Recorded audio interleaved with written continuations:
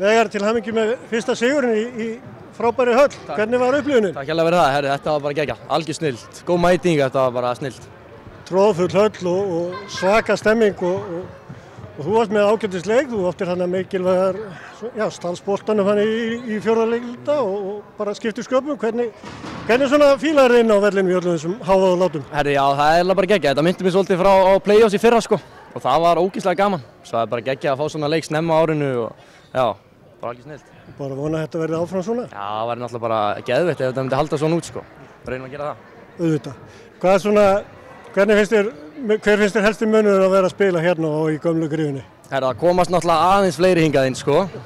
Svo er þetta bara, þetta er bara geggjað hús, það er svo mikið pláss hérna og þetta er allt annað.